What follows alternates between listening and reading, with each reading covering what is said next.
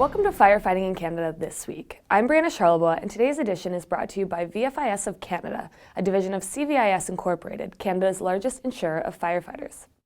This week, scientists from Natural Resources Canada are concerned that forests in Northern Ontario could be growing less resilient to fires. Then, in our latest issue of Canadian Firefighter magazine, our sister publication, Fire Chief Arjuna George explores how having a psychologically safe environment benefits firefighting teams, and a look at how an increase in medical calls is affecting the mental health of P.E.I. firefighters. Short interval fires in Ontario's northern forests have scientists with Natural Resources Canada concerned. A new study has shown that an increase in forest fire activity means that forests are becoming less resilient to fires. CBC recently interviewed Daniel Thompson, a forest fire research scientist with Natural Resources Canada.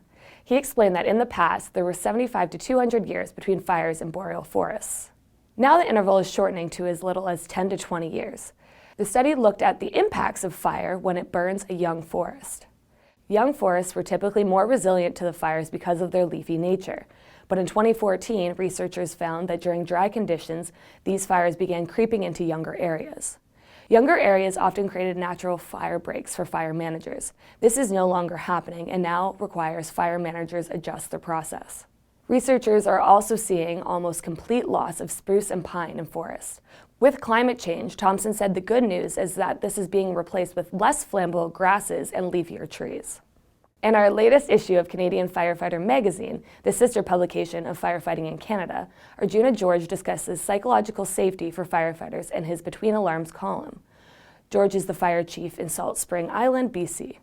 George writes that high-performing teams need to have a strong bond. Stations need to create a culture that allows members to speak up without reprise or embarrassment.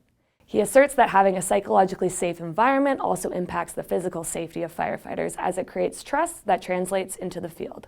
George also encourages departments to use Harvard professor Amy Edmondson's steps to building a psychologically safe work environment. This includes creating meaning in your workplace, inviting criticism and input from your crew, and encouraging those who speak up. To read the full article, visit CanadianFirefighter.com. P.E.I. fire departments are responding to more medical calls, and that's affecting their mental health.